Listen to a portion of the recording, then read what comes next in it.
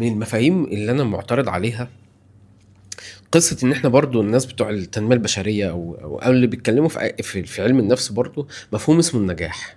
وحتى بتوع البيزنس بيقعدوا يحزقوا قوي في النجاح، والنجاح النجاح هو يقصد، او معظم اللي بيتكلموا يقصدوا تعمل فلوس، بس هو بدلها بكلمة النجاح.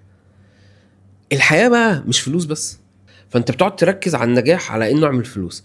الله عز وجل بقى لما تيجي تدور في القرآن ما جابش سيرة النجاح دي اطلاقا.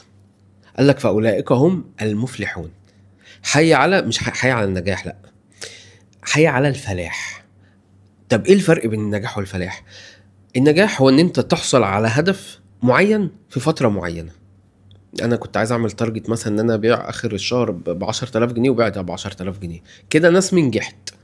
ايا كان بقى ال 10000 جنيه دول في منهم شويه جم ضحكت على واحد، مش مهم، بس انا ضحكت، عملت التارجت، نجحت وعملت التارجت.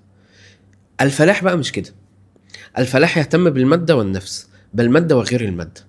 الفلاح هو ان انت تعيش على مستوى الحياة كله كويس. واصعب حاجة في الحياة ان انت يبقى معاك فلوس كتير وعايش تعبان. دي اصعب بكتير قوي ان انت ما يبقاش معاك فلوس وعايش تعبان.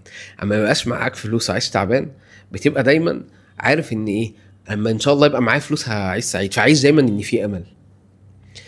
طب لو انا بقى معايا فلوس، ما خلاص انا هعمل ايه تاني؟ ده انا معايا الفلوس ومش عايز مبسوط. عشان كده الله عز وجل دايما يركز على الفلاح مش النجاح. الفلاح هو ان انت تفلح. الفلاح بالمعنى كده انت بتفوز بكل حاجه.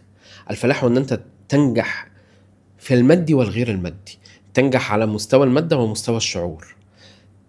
بالعربي تعيش الجنه في الارض، وتعيشها ان شاء الله في الاخره. بس يا حاج ابراهيم،